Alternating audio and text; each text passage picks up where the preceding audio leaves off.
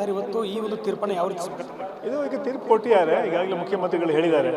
ಆ ತೀರ್ಪೆಲ್ಲ ಕಂಪ್ಲೀಟ್ ಓದ್ಬಿಟ್ಟು ಮತ್ತೆ ನಾವು ತೀರ್ಮಾನ ತಗೊಳ್ತೀವಿ ಮುಂದೆ ಏನು ಮಾಡಬಾರ್ದು ಅಂತ.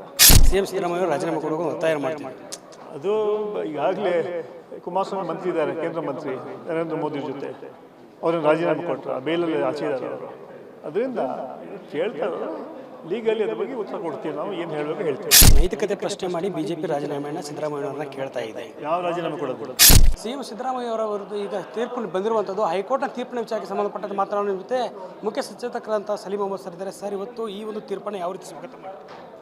ಇದು ಈಗ ತೀರ್ಪು ಕೊಟ್ಟಿದ್ದಾರೆ. ಈಗಾಗಲೇ ಮುಖ್ಯಮಂತ್ರಿಗಳು ಹೇಳಿದ್ದಾರೆ. ಆ ತೀರ್ಪೆಲ್ಲ ಕಂಪ್ಲೀಟ್ ಓದ್ಬಿಟ್ಟು ಮತ್ತೆ ನಾವು ತೀರ್ಮಾನ ತಗೊಳ್ತೀವಿ ಮುಂದೆ ಏನು ಮಾಡಬೇಕಂತ.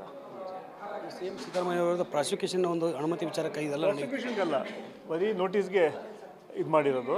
ಪ್ರಾಸಿಕ್ಯೂಷನ್ಗಲ್ಲ, 218 ಅಲ್ಲ. ಅದರಿಂದ ಜಸ್ಟ್ ಎನ್ಕ್ವೈರಿಗೆ ಮಾಡಿದ್ದಾರೆ.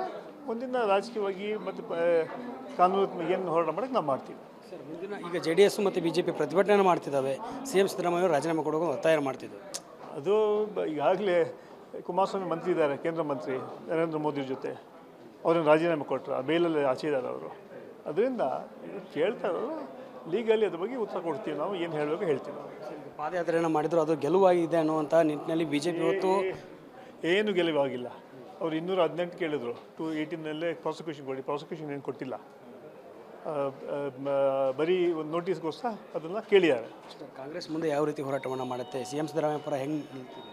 ಇಡೀ ಕಾಂಗ್ರೆಸ್ ಪಕ್ಷ CM ಜೊತೆ ಇದ್ದಾರೆ, ಶಾಸಕರಿದ್ದಾರೆ, ಮಂತ್ರಿಗಳಿದ್ದಾರೆ, ಕಾರ್ಯಕರ್ತರಿದ್ದಾರೆ. ಇಡೀ ಸರ್ಕಾರ, ಇಡೀ ಹೈಕಮಾಂಡ್ ಜೊತೆ ಇದೆ. ಸರ್, ನೈತಿಕತೆ ಪ್ರಶ್ನೆ ಮಾಡಿ BJP ರಾಜೀನಾಮೆಯನ್ನು ಸಿದ್ದರಾಮಯ್ಯವ್ರನ್ನ ಕೇಳ್ತಾ ಇದೆ. ಯಾವ ರಾಜೀನಾಮೆ ಕೊಡೋದಿಲ್ಲ. ಇದಿಷ್ಟು ಸರ್ಕಾರದ ಮುಖ್ಯ ಸಚೇತಕರಾದಂಥ ಸಲೀಂ ಅಹಮದ್ ಅವರ ಮಾತು. ಏನು ಸಿಎಂ ಸಿದ್ದರಾಮಯ್ಯ ಅವರು ರಾಜೀನಾಮೆ ಕೊಡುವ ಮಾತೇ ಬರಲ್ಲ ಎನ್ನುವಂಥ ಮಾತನ್ನು ಹೇಳ್ತಿರುವಂಥದ್ದು. ಕ್ಯಾಮರಾ ಪರ್ಸನ್ ಪಪ್ಪ ಜೊತೆ ದುರ್ಗೇಶ್ ನಾಯಕ, guarantee news, Bengaluru. Guarantee news, ಸುದ್ದಿ ಖಚಿತ, ನ್ಯಾಯ ನಿಶ್ಚಿತ.